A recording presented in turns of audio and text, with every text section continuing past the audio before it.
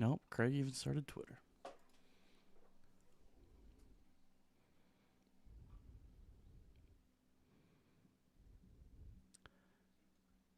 Well, hi, Trace. I'm here, buddy. Do you think Can't I say need I'm to? not here. Do you think I need to go upstairs and get a beer just in case I need to crack one open? Do you see a bucket hat anywhere near me? Don't think I didn't forget Rolf's one request. No, I'm actually almost half tempted to whisper this whole entire show so I don't wake anybody up and they ask me what the hell I'm doing. Because that would be more embarrassing than waking them up. Could you imagine trying to Uh, explain to somebody that you have to do it? We have to do a baseball show on the Cincinnati Reds tonight? I had to do that a lot up here in Cleveland. Even when they're good, it's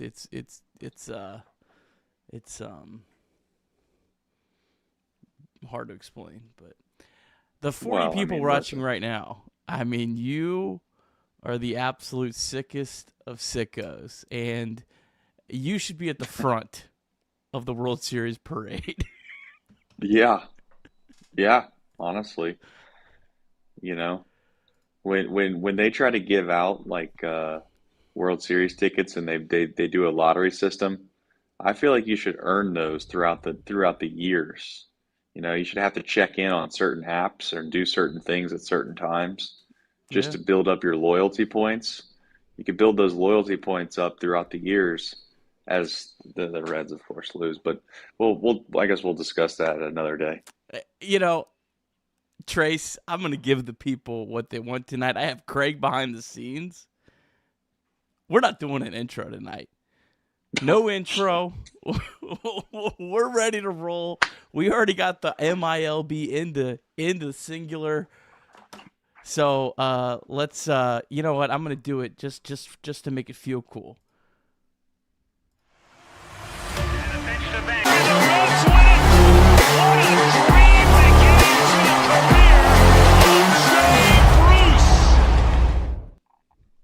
Don't say I've never done anything for you.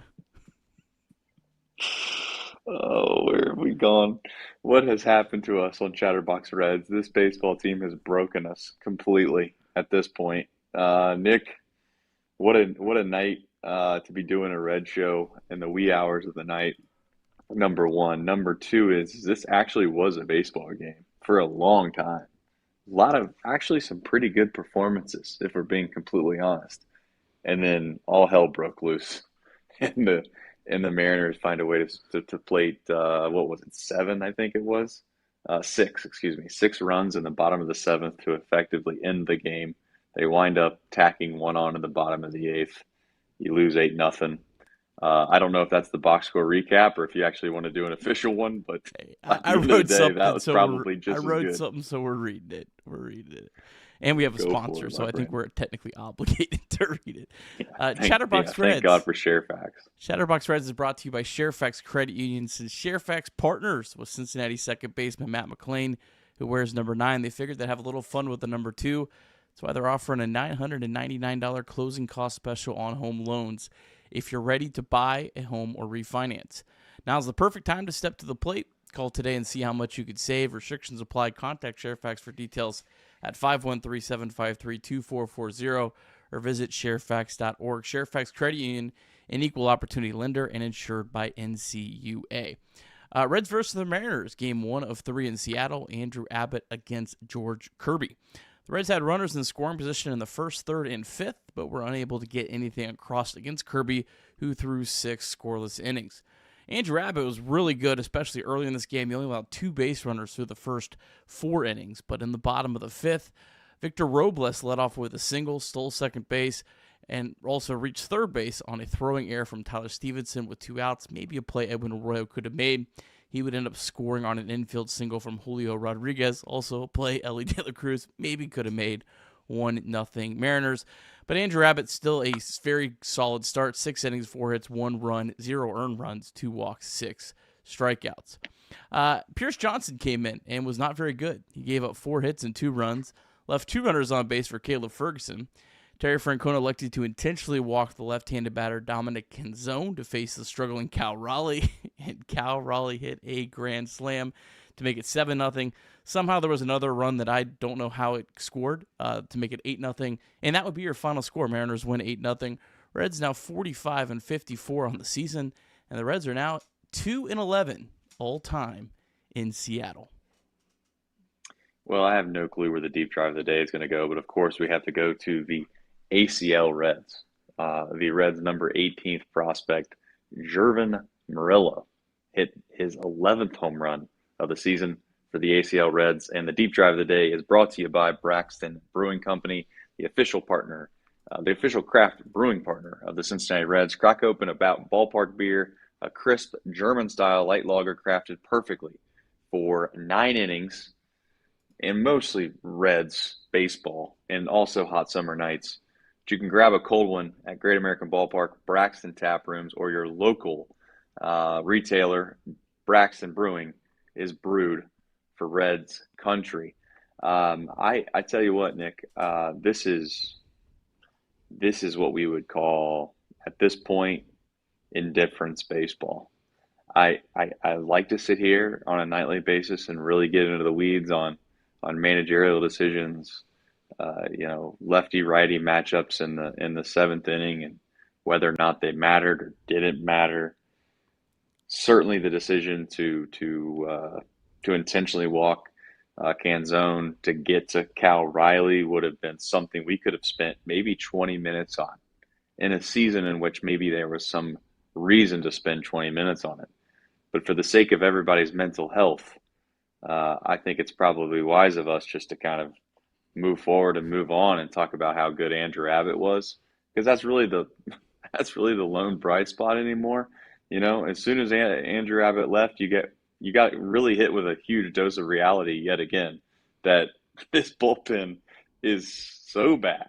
I mean, it's just like nobody is safe from being absolutely obliterated down there. So I don't know where you want to go in this show, but I would like to at least start with Andrew Abbott and saying that he threw the ball exceptionally well. That's a good sign for us. I don't know what it means. How much stock we continue to put in this is this. I'll say this, Nick. Let's get this out of the way for next spring. Ready for it? Although it's our job, and although you want to do something every single spring training game, you want to have some kind of, content to put out there. I think we can put to bed now that spring training, for the most part, my friend, is a waste of time. I mean, between Andrew Abbott and Matt McLean, you can't quite literally have polar opposites of what's gone on in spring versus the actual real deal season. And Andrew Abbott, kudos to him, despite the fact that he looks like a guy that delivers Miller Lights on the side, or maybe perhaps Braxton Brewing deliverables, Ballpark Beer on the side. He continues to produce. So, good for him. I'm glad to see that Andrew Abbott has continued to somewhat prove us wrong. But boy, oh boy, this is desperate times for us Reds fans. Yeah, I'm with you. The spring trading stats, man, it's just, the longer you do this, it's like, man, these things mean absolutely nothing. I think we now can just fully believe that Andrew Abbott is who Andrew Abbott is. Like, the longer you do this is eventually just who you are. Johnny Cueto was a pitcher that kind of outperformed his fielding independent pitching, and at some point you get to that that time where you are an outlier. Andrew Abbott is an outlier. I think we can now safely say that. He's pitched very well. The whole managerial decisions and the in-game stuff and wins and losses at this point, I gotta be honest, this might make some people mad. when I turned on the radio tonight and I was listening to the game early on, and they said the Reds enter play 6 games out of a wild card spot, I honestly cringed. I was like, oh no. We're a 3-game winning streak away from doing something stupid. Until we get through the trade deadline, I gotta be honest, I have a hard time really wanting this team to win. Right. Yeah, I mean, you gotta think I'm that sorry. I'm sorry. No, I understand where you're coming from, because it's like it's almost like I say we, but it's almost like the front office and maybe the ownership group, but certainly the broadcasters at times. And I know that their job is to try to want to keep they're like maybe what we should be doing. Maybe I don't know. They want to keep people interested, but it's like why be disingenuous about it? What? Why? What's the point? If you have half a brain cell, not even half a brain, half a brain cell, you know that this is going nowhere. This team sucks. I mean, we've said that for so long now that it's pointless to continue to say. Now we can sit here and talk Reds baseball and have fun and try to at least glamorize some of the good things at times that are going to happen throughout the rest of the year. But if you want to get into the nuts and bolts, the meat and potatoes about what this team sucks. You got to move on, and at some point you got to find a way to get better. And if anyone, I'll say this, and this is a fact. This isn't me trying to be overly zealous or go for click. People think I'm trying to get click. I'm not trying to get click. If you think, okay, that this team in the current iteration that they play under and in has any remote chance to do something worthwhile this season, you have no clue what you're talking about. You literally have no brain when it comes to baseball. You are, for the rest of your life, from my perspective, not allowed to even talk about baseball in somewhat of a coherent sentence. That's how bad this team is. We are 6 games away from a wild card spot. We're 5 games away from being the worst team in baseball and the Colorado Rockies overtaking us. We're closer to being the worst team in the world than to being even a team that has a chance to make the playoffs. So that whole conversation needs to stop. I don't know who said that tonight. You don't need to name names, but the truth is that we need to stop talking about the playoffs. That might be the dumbest thing I've ever heard. And we need to go ahead. I'll defend the radio. It wasn't said like, oh, the Reds are only 6 games out. It was said like, I think it was Tommy Thrall, and he said the Mariners interplay with their record and where they were at. The Reds interplay with their record. Reds are 6 games out of a wild card spot. Like it wasn't said like, hey, they're only 6 games out. Like, to be clear. But That's just fair, when I heard that, I was like, oh no, I can't do this. Well, I guess probably the higher ups don't want them to say they're 17 and a half out of a first place spot in the division. But despite the point, listen, Andrew Abbott threw the ball exceptionally well. The bats, yet again, I mean, they are what they are. That is inconsistency is one thing to talk about, but the other thing to talk about is just the lack of production period for the majority of this lineup.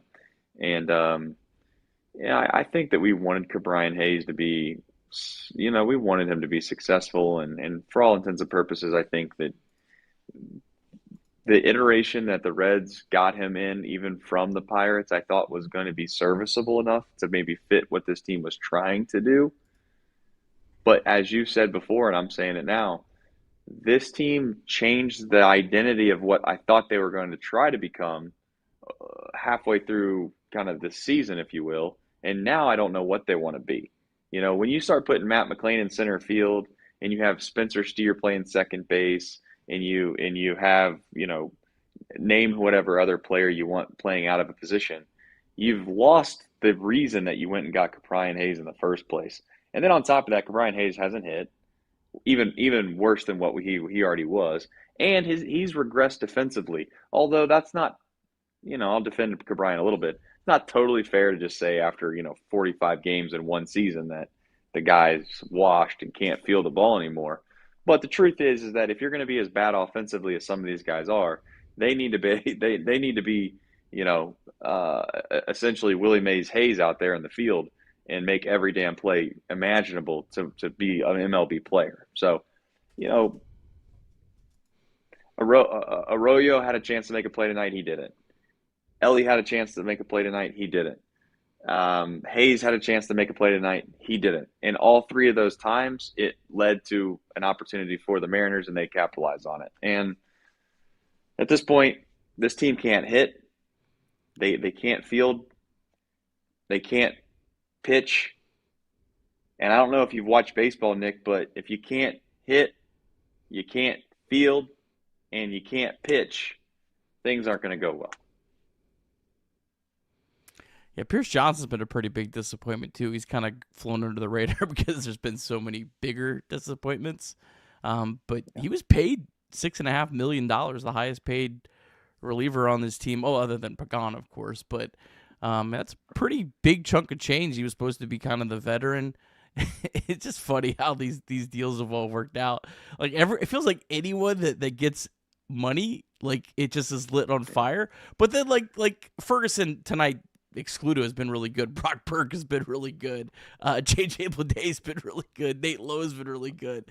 It's like anyone that is above $5 million, it's just like they're cursed for this team. I don't know what it is. Pierce Johnson might be the lone reliever that doesn't get traded and just has to like pitch every game of the second half to earn his contract. Yeah, I mean, at this point, that would be at least making it to where that money was well spent, at least in some capacity. It's not the original thought process of why we spent that money is long gone. So the only next best option is just to run that puppy into the ground. Pierce So Johnson and the Maxwells and Mays and Hunter Parks of the world. it's bad. It's really bad. You know, it's funny on this show is I think we usually have a pretty a pretty intellectual conversation for most of the show. I'm sure some would disagree with that, but you want to stretch these shows out to a certain extent, and you want to make sure people feel like they're getting their money's worth when they turn on the podcast or they watch live. And most of the time, I think I've prided myself on doing this show by continuing to say things that I think are relevant and also insightful. And I'll be honest, Nick, like doing these shows the rest of the year, I'm going to do my best to do that and continue to do that. But the content the content when it comes to just the game itself is really, really minimal. It's hard to kind of get into the weeds of it, especially when you have 3 hits or whatever, whatever the Reds ended up having. And on top of that, there really wasn't a whole lot of decision making that I would really get overly upset about. I will say, Nick, the only thing I can think from this game, for those that are still, watching it pitch by pitch, which I don't know how many really are, um, I think the Reds would have lost the challenge, but I would have liked to seen the Reds challenge the double play ball opportunity over the middle of the infield when you have the top of the lineup coming up. You could have first and second on with one out, albeit probably definitely wouldn't have mattered anyways, but I would have at least tried to use our challenge there instead of just assuming that the play would have stood, and it would have probably stood, but you got to pick your spots. So 2 things that come to mind: maybe you could have challenged that play. Maybe you could have perhaps not walked the bases loaded to get to Cal Riley. But I just want to say really quickly that I think that was the right decision on this show. I also think that sometimes you got to take your chances in a game like that where your offense is already struggling. You're already down a pair of runs. You really can't let any more runs come in because the game's over if you do. Yeah, in a perfect world, you probably shouldn't be walking people to get to Cal Riley, even if he's been abysmal. But you needed a strikeout. You needed a double play ball. Ultimately, you gave up a grand slam, yes, but I actually agree with the decision. And I know people are going to make fun of Tito for that, but for a show that people think that we crush the manager all the time, perhaps, or make fun of, the things that Tito does, and we say that he's old and washed sometimes, I think that was kind of the most intelligent play that you could come up with. And unfortunately, it just didn't work out, and it wouldn't have mattered anyway. But that's the final thoughts I have on this game before we jump into MILB.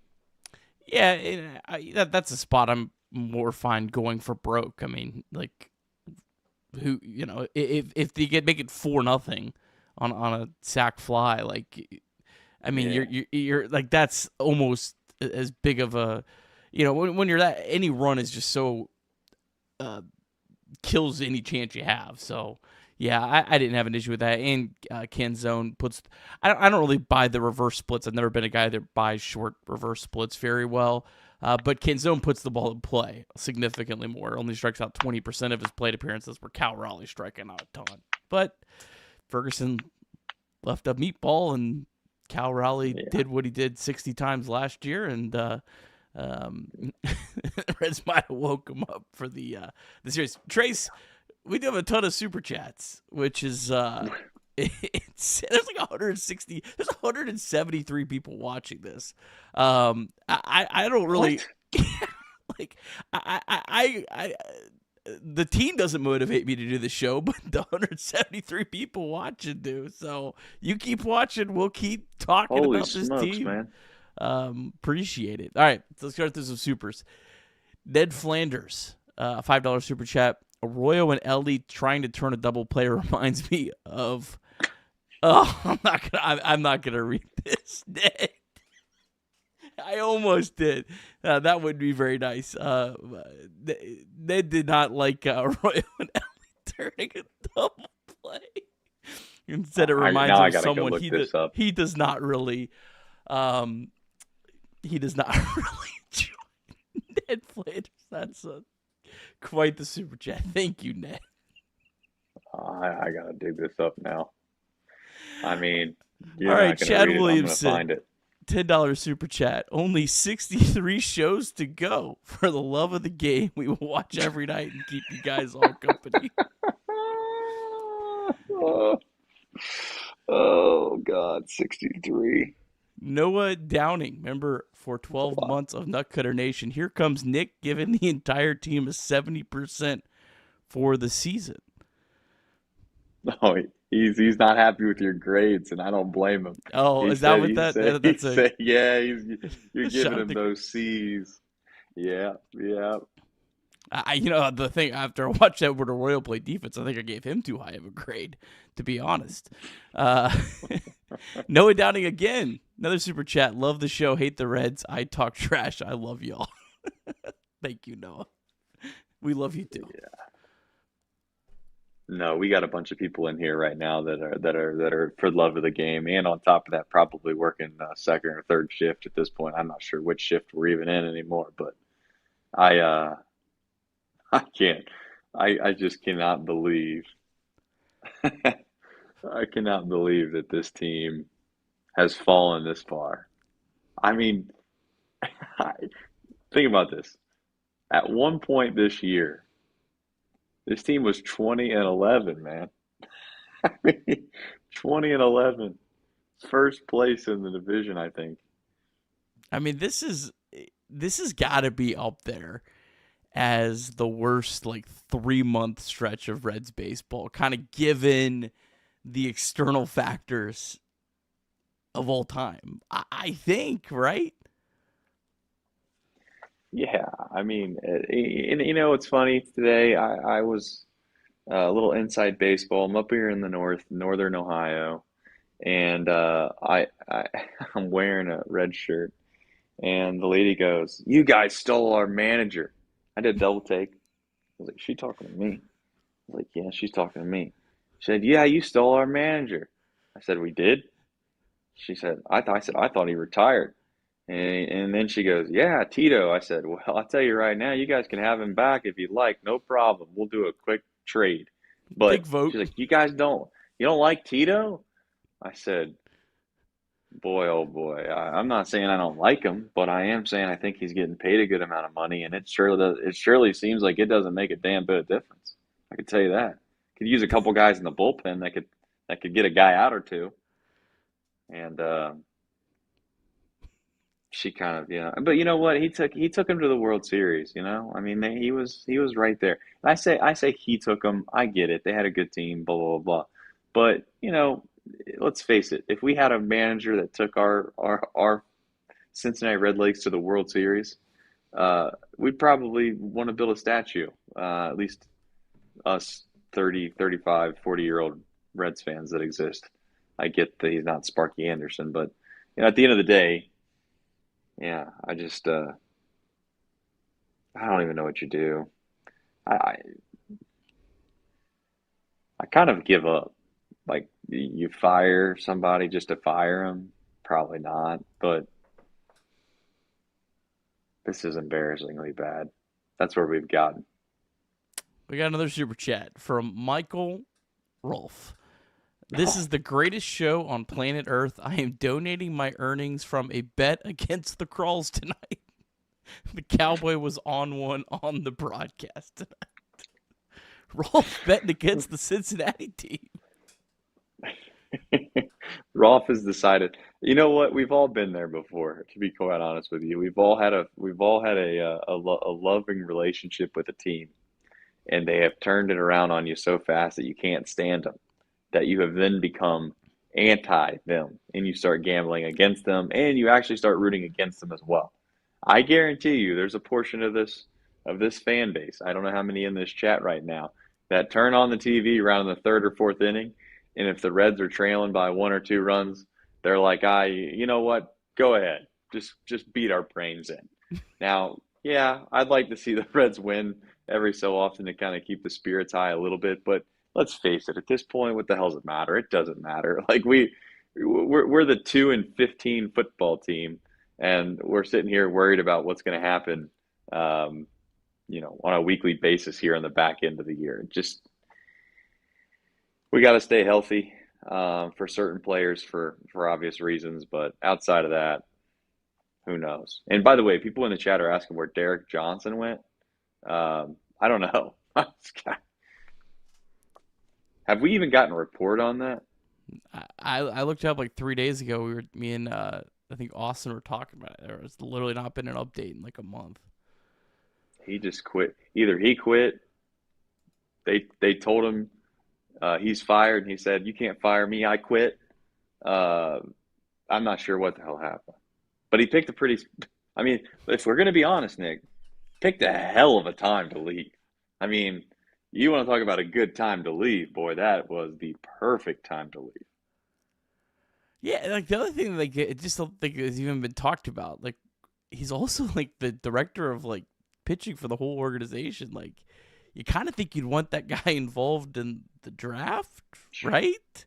And the trade deadline, like kind of feels like he should be a piece of that, right? In some capacity. I'm not saying he's like the guy fully in charge of anything, but you think you'd want his input. You know, if you're making if you're thinking about trading for a player, and you're like, hey, this guy, this is pitcher, that this other team has, he's close to the big leagues. What do you think? Like, you think you'd want that guy as part of that? So that's a whole nother layer of this. That's just, I don't know. I mean, he left at the peak time. Pretty much, if he worked at Richter and Phillips, I think you could argue that he left quite literally right before the holiday season. But that's just me. What's your thought, Nick? Good news, Trace. The Reds are off on Thursday. And so those who are looking for a good date night idea on a Reds off day, make it a Thursday at Richter and Phillips Jewelers in downtown Cincinnati. They're open late every Thursday until 8 p.m., giving you the perfect chance to bring her in for an engagement ring appointment and turn it into a fun night out together. You can try on different styles, enjoy a drink, and learn more about diamonds in a relaxed, no-pressure environment. Then cap off the evening with dinner or drinks. Richter and Phillips is just steps away from some of Cincinnati's best restaurants and bars. Book an appointment using the link in our YouTube or podcast description. A lot of rumors circulating about why Derek Johnson is not with the Cincinnati Reds in the chat. I'm not going to touch any of it. Yeah, it's just weird, and it's just a strange thing. So yeah, I'm not speculating though. There's nothing good comes out of that. No. We'll talk about a little Reds MILB. I mean, yeah, we probably should start the show with that. We probably should. The only 2 teams in action today. Our Reds MILB report brought to you by our friends at 78 Munoz. Cincinnati legend Anthony Munoz is a new venture. We're fired up to partner with it here on Chatterbox Reds, introducing 78 Cigars, a premium cigar line from the Hall of Famer himself. If you love great cigars in Cincinnati football history, this is the perfect combination. You can grab 78 Cigars right now at both Montgomery and locations or over at Creekside Cigar Company. You can also check them out online. Just head to anthonymunoz.com, click on the 78 Cigars page, and learn more or place your order today. That's 78 cigars from the greatest offensive lineman to ever do it, Anthony Munoz. All right, over in the Arizona Complex League, the ACL Reds beat up on the ACL Diamondbacks 9-1, and that game only went 7 innings. I'm guessing it got rained or sand out. I don't know what happens out in Arizona, but it ended after 7 innings. A lot of good stuff from this one. Steele Hall was on base 4 times, 2 for 3 with a pair of walks. Jervin Murillo hit his 11th home run of the year, continues to play very well down the ACL. He was 1 for 4. Adolfo Sanchez was on base 3 times, 2 for 4 with the walk. And Nabil Mariano, one of the Reds' top international signings, has really struggled for most of his career, but coming on of late, he was 4 for 4, stole a base. He's now got a 12-game hitting streak, hitting .383 during the streak. Hansel Jimenez hit his 3rd home run of the year. He was on base 3 times, stole a base as well. Eli Pitts, Reds, I think, 5th-round pick of last season, hit his 3rd home run. And then Aaron Watson, Reds' 2nd-round pick, just gave up 1 run over 5 innings. Did give up 7 hits, but just 1 walk and 5 strikeouts. He's got a 3.58 ERA in 7 games of the season, and a really nice line of 36 strikeouts and just 7 walks and 27 2/3 innings pitched. Out in the Dominican Summer League, the DSL Rojos were the only team to play. I think this was a makeup game. They beat the DSL Orioles Orange 2-1. It only went 5 innings and it was final. Angel Nunez was 1 for 2 with a walk. And then Craig put a guy in there that I've never heard of, and I'm gonna give it an attempt here. Gilvinton Josefina was 1 for 2 with a walk. 17-year-old outfielder hitting .326 and 92 at-bats this season. This is someone Craig is super high on. Gilvinton Josefina. Craig Sandlin, you heard it here first. The hell does Craig know about this guy? Hey, I mean, Craig's in the card business. Maybe he got a tip. That's good. It's a good point. Now you're making sense. There for a minute, I think he read the dude's name and was like, I like this guy. He has no clue. He has no insider clue. Trading. If you line that guy up with 10 other prospects, he wouldn't be able to pick him out to save his life. But I'm not saying I could either, but maybe he can. I don't know. Craig's saying that we gave that guy $300,000. Oh, doing some research. Maybe that's why. Maybe 300K is a lot. That's like 5 times what Ellie got. Yeah, exactly. The only problem in the Reds organization is typically the more you pay, the more piss poor they are. Just saying. Yeah. Pretty true. Reds play again, and we're going to do another show, believe it or not, Nick. So let's do a little who, what, when, where, and why. Well, at least got a fun pitching matchup tomorrow. Chase Burns on the mound for the Reds, making his second-half debut against Luis Castillo. This will just be the second time Castillo has faced off against the Reds. Last time did not go well last year. Reds beat him around, gave up 7 hits and 6 runs in 4 1/3 innings at GABP. He actually, I don't know, maybe a little bit of nerves in this one, walked 4 batters in that start. That's the only time he's walked 4 batters from July 2024 to present. So that was it. Austin Hayes actually hit a home run against him last season. Castillo has kind of been a wild year for him. First 9 games, he was really bad, had a 6.41 ERA, but last 8 times out has a 3.27 ERA. He actually was moved to the bullpen in a piggyback role for temporarily, but he's back. Mariners would like to trade him at the trade deadline for a bat, but he's still owed $24 million next season and has a $25 million option after that. So that should be a fun matchup. Tuesday, 9:40. Reds TV will be live in the 9th right here around midnight again. Hey, another late one. We enjoy late night Reds, but what we don't enjoy is 0 runs and late night Reds. Need a few more runs. Have a little more positive things to talk about. I tell you what, I made a decision today, Nick. I tried to, as we have obviously some news. Mike Hart in the chat and also in the group chat would like everybody to know that Spencer Steer's X-rays are negative. That's good. Would have been very, very difficult probably to trade him based off the fact that they were positive. So good news to know that it's negative. But I think we've, I guess from a Reds perspective here, we'll keep pushing forward, Nick, and we'll do our best. Hopefully, Noelvi Marte and Edwin Arroyo are in the lineup tomorrow because obviously they were traded for Luis Castillo. So it's a fun little storyline. I'm sure both players on each side would like to win those at bats. They'd like to win those at bats, but I think we're a far way away from saying that anybody won and traded anything. Yeah. No, I know, but I'm sure if you were traded for someone, I'm sure Luis Castillo would like to punch them out both times he faces them. I'm sure Marte would love to hit one 400 feet. I'm sure Edwin Arroyo would like to hit a bloop single. I mean, no doubt. Yeah, no doubt. I think I'm at a point now where I'm just going to say that I'm going to stop trying to be funny because I'm going to get myself in trouble if I do. But what I'm going to do more appropriately is tell everybody, if they haven't already, they need to like the stream because that was very, very much appreciated. The fact that there's this many people in this chat right now is absolutely insane. I do understand that many times people say, hey, they appreciate us, we appreciate the show. Don't know if I always believed them, but I got to tell you, Nick, tonight, believe a lot of them. I got to be honest, because if you're showing up right now, by golly, do I believe that you got our six. There's not a worse baseball team out there, and you continue to watch them, and you continue to watch this show. Don't think we're any good, but you still watch the Reds, so I guess that's why you still watch us. But we do love you. We do appreciate you.